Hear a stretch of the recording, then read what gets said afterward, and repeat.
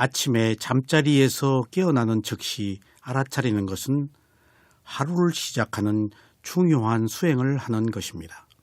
눈을 뜨면서부터 알아차리는 수행을 하면 청정한 마음으로 하루를 시작합니다. 만약 이러한 알아차림 없이 하루를 시작하면 계속해서 탐욕과 성내는 마음으로 하루를 삽니다. 아침에 눈을 뜨자마자 근심과 걱정이 앞섰다면 자기 전에 알아차리지 못했기 때문입니다. 그러면 잠을 자면서도 번뇌 속에서 잠을 잔 것입니다. 아침의 마음은 평소의 마음의 상태가 비춰진 것입니다. 아침에는 아직 욕망이 생기지 않은 때라서 알아차림이 순일하여 집중을 할 수 있습니다. 아침 수행은 잠자리에서 눈을 뜨자마자 그대로 누운 채로 깨어나는 순간의 마음을 알아차리십시오. 때에 따라서는 벌써 하루 일에 대한 근심과 걱정이 시작된 것을 알아차릴 수도 있습니다. 그렇지 않고 마음이 평온한 상태일 때는 평온한 상태인 것을 있는 그대로 알아차리십시오. 그리고 천천히 아랫배 호흡을 일어나고 꺼지는 움직임을 지켜보십시오. 움직임을 알아차린 뒤에는 차츰 부풀고 꺼지는 바람의 요소인 공기의 압력을 그대로 지켜보십시오. 얼마간 알아차린 뒤에 천천히 팔을 뻗으면서 움직이는 동작 하나하나를 알아차리면서 일어나십시오. 오늘 하루를 알아차리는 마음으로 시작하는 것을 기쁘게 생각하고 평온한 마음으로 하루를 시작하십시오. 하루의 시작이 좋으면 하루를 좋은 상태로 지내며 하루가 좋으면 살아가는 날들이 모두 즐겁고 유익합니다. 수행자 여러분, 오늘은 제24장 몸의 흔들림은 위파사나 수행과 양립할 수 있는가에 대해서 말씀드리겠습니다. 제24장을 끝으로 제가 지금까지 해온 12연기에 대한 모든 법문을 마칩니다. 그간 끝까지 관심을 가지고 들어주셔서 대단히 감사합니다. 12연기는 부처님께서 발견하신 위대한 진리입니다. 원래 이 진리는 있었지만 누구도 알지 못했습니다. 오직 부처가 되실 분만이 이 진리를 발견하여 위파사나 수행을 찾아내십니다. 그리고 부처님께서는 연기의 사슬을 끊고 연기를 탈출하셨습니다. 누구나 연기의 진리로 의심에서 해방되어야 온전한 마음으로 몸과 마음을 알아차리는 위파사나 수행을 할 수 있습니다. 그래서 사실 12연기는 위파사나 수행의 시작을 여는 지혜입니다. 부처님께서는 연기를 통하여 정신과 물질을 발견하시고 정신과 물질이 무더기로 모인 오온으로 구성된 것을 아셨습니다. 그리고 오온을 알아차리시니 거기에 느낌이 있다는 것도 아셨습니다.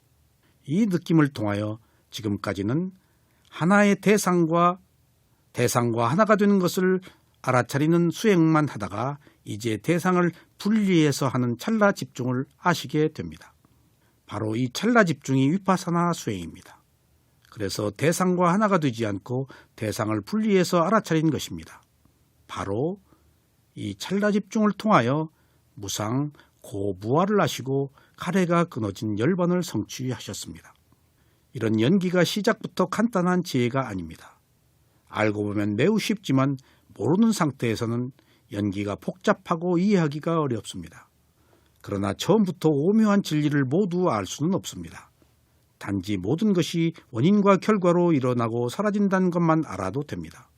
그리고 조건에 의해서 일어난 것은 조건에 의해서 사라진다는 것을 아시면 됩니다. 그래서 이것이 있어서 저것이 일어나고 이것이 없으면 저것이 없습니다. 부처님의 가르침이 오직 괴로움을 해결하는 것 하나에 초점이 맞추어져 있는데 괴로움을 해결하는 단초가 바로 원인과 결과를 아는 것입니다. 그래서 위파사나 수행을 통하여 지금까지 살아온 원인과 결과가 아니고 새로운 원인을 만들어서 새로운 결과를 만드는 것입니다. 그 새로운 원인이라는 것이 느낌에서 가래를 일으키지 않는 원인입니다. 가래가 일어나지 않으면 집착을 하지 않고 업을 생성하지 않아 미래의 태어남이 없습니다. 태어남이 없다는 것은 죽음이 없다는 것이고 괴로움이 소멸했다는 것입니다. 이것이 바로 새로운 원인을 만든 것입니다. 12연기는 의심에서 해방되는 청정입니다. 우리가 수행을 하려면 5가지 장애가 발목을 잡는데 감각적 욕망, 악한 의도, 혼침과 게으름, 들뜸, 의심입니다. 이 5가지 장애는 워낙 견고해서 어떤 힘으로도 부술 수가 없습니다. 오직 지의 힘으로만이 스스로 소멸되게 할 수밖에 없습니다. 부수어서 사라지는 것이 아니고 위파사나의 새로운 지혜가 나서 스스로 사라지게 하는 방법이 유일하게 장애로부터 벗어나는 길입니다. 이 5가지 장애를 극복하는 지대한 영향을 미치는 것이 바로 연기입니다. 모든 것이 원인과 결과로 일어나고 사라진 것을 알면 비로소 무상고무아의 법을 봅니다. 그래서 연기는 의심만을 제거하는 것이 아니고 5가지 장애를 함께 제거합니다. 이제 이러한 바른 견해를 가지고 연기로 시작된 인생을 위파사나 수행을 가득 채워서 연기가 사라지게 하는 것이 우리들의 사명입니다. 이것이 바른 깨달음이며 이외에 다른 깨달음은 없습니다. 혹시 다른 것이 있을까 의심할 수도 있지만 역대 25분의 부처님께서 하나같이 모두 이 길을 통하여 깨달음을 얻으셨다는 경전의 구절로 이것을 확신할 수가 있습니다. 이제 길은 정해졌습니다. 여러분들은 수행을 하시는 일만 남았습니다. 그래서 모든 분들이 도과를 성취하여 열반에 드셔서 지고의 행복을 얻으시기를 기원하면서 오늘 법문을 시작하겠습니다. 수행자 여러분, 부처님께서 살아계실 때 머물고 계시던 기원정사에 대장로 까삐나가 방문하였습니다. 부처님으로부터 그다지 멀리 떨어지지 않은 지점에 그는 가부좌를 하고 허리를 바로 세우고 조용히 좌선을 하였습니다. 장로를 보신 부처님께서 비구들에게 말씀하셨습니다. 비구들이여, 그대들은 저 존자의 몸이나 마음에서 어떤 흔들림이 있는 것을 보았는가? 아닙니다, 세존이시여 라고 비구들이 대답했습니다. 저희는 비구들 사이에 앉아있는 저 존자의 몸이나 마음에서 어떤 흔들림도 보지 못했습니다. 그러자 부처님께서 계속 말씀하셨습니다. 비구들이여, 알아차림과 집중을 반복해서 수행하면 몸이나 마음의 흔들림이 더 이상 일어나지 않는다. 왜냐하면 평온함의 원인이 되는 집중력을 반복적으로 수행했기 때문이다. 그렇습니다. 우리가 수행을 한다는 사실은 먼저 알아차려서 집중의 힘을 키워서 그 집중의 힘으로 지혜를 얻는 것입니다. 그러면 몸과 마음의 흔들림이 없어집니다. 흔들림은 몸의 실제로 움직이는 것과 마음의 동요를 말합니다. 위파사나 수행을 하는 중에 지혜가 성숙되어 나가는 과정에서 몸의 흔들림이 일어날 수가 있습니다. 그러면 지속적으로 몸을 흔듭니다. 이때 몸을 흔드는 것에 대한 카레가 일어나서 흔드는 것입니다. 집중이 된 상태에서 몸의 진동을 느끼게 되고 이 진동이 확대되면 몸을 흔듭니다. 이런 상태가 계속되면 더 높은 단계의 지혜가 성숙될 수가 없습니다. 그래서 이런 때는 흔들고자 하는 마음을 알아차린 뒤에 흔드는 것을 알아차려야 합니다. 육체적인 흔들림은 몸의 움직임이나 부자연스러운 행위를 말합니다. 이렇게 자꾸 몸을 흔들면 이런 상태에서는 집중이 되지 않아 지혜가 성숙될 수가 없습니다. 마음의 흔들림은 들뜸, 의심, 게으름, 동요를 말합니다. 수행을 하다 보면 마음이 산만해져서 실증을 냅니다. 이때에도 그 마음을 있는 그대로 알아차려야 합니다. 마음은 몸에 영향을 주어 흔들림이 일어나도록 하며 몸은 마음에 영향을 주어 동요를 일으킵니다. 이처럼 마음과 몸은 상호작용을 하여서 알아차림에 의해 균형을 유지할 수 있어야 하겠습니다. 수행자 여러분, 무의 애도에서 수식관에 대하여 말하기를 들숨과 날숨을 집중하는 수행자의 몸이나 마음은 조금도 흔들리지 않는다라고 말씀하셨습니다. 부처님의 가르침에 의하면 수식관을 하는 수행자는 육체적으로나 그리고 정신적으로 조금도 동요되지 않는다는 사실이 이제 분명하다라고 말씀하셨습니다. 이것이 바로 사마타 수행입니다. 부처님의 가르침에는 3가지의 발전 단계가 있다는 것을 잊어서는 안 되겠습니다. 즉, 개, 정, 해입니다. 개정에는 8정도의 위파사나 수행을 말합니다. 개는 정어, 정업, 정명이고 정은 정정, 정념, 정정진이고 해는 정견과 정사유입니다. 여기서 해는 위파사나의 지혜로서 높은 단계의 지혜를 뜻합니다. 개보다 정이 더 높고 고귀하고 덕스러우며 정보다는 해가 더 높고 고귀하고 덕스러운 것이라는 데는 아무도 이유가 없을 것입니다. 그러므로 지혜는 이 중 가장 높으며 가장 고귀한 덕목이라고 말할 수가 있습니다. 왜냐하면 지혜만이 수행자를 온갖 번뇌로부터 벗어나게 하고 열반을 성취할 수 있도록 해주기 때문입니다.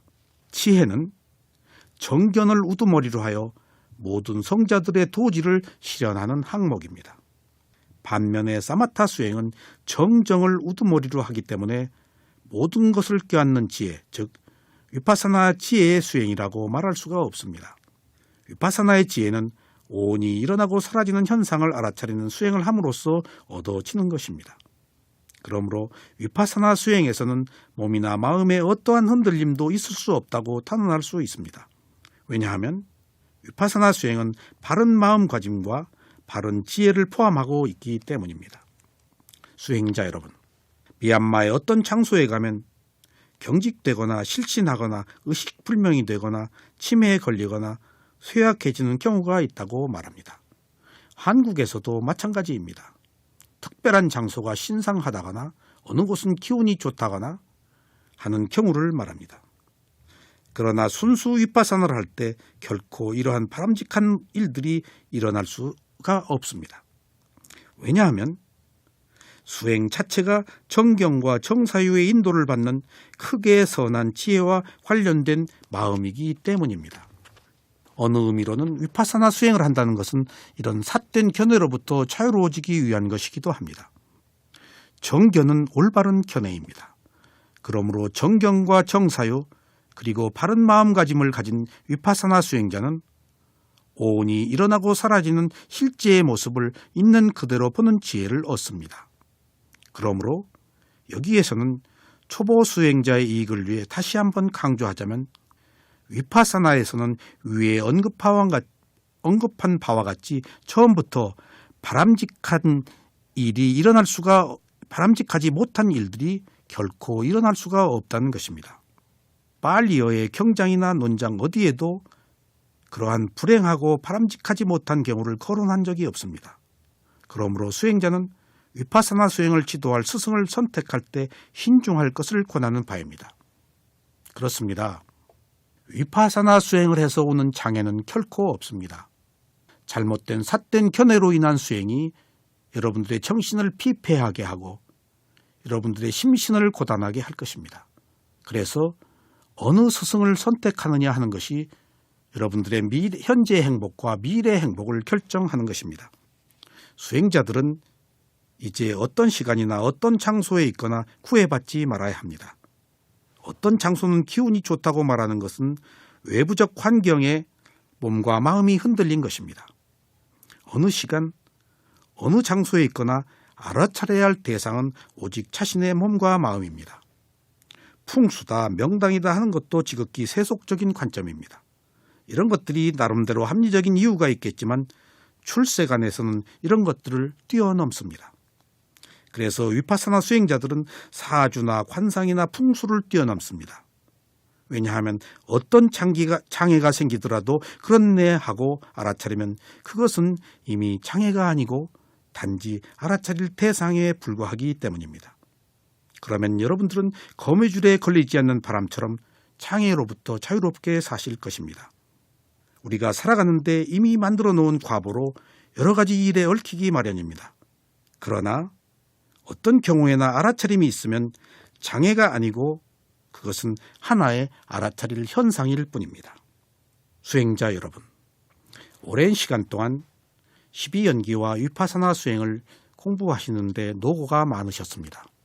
12연기는 매우 어려운 법입니다. 이것을 단 한 번 들어서는 되지 않습니다. 지속적으로 연기의 구조를 이해하시고 알아차리셔서 모든 수행자들이 위파사나 수행을 통해서 도가를 성취하여 지고의 행복을 얻으시기를 삼가 기원하면서 지금까지의 12연기 법문을 모두 마치겠습니다. 대단히 감사합니다.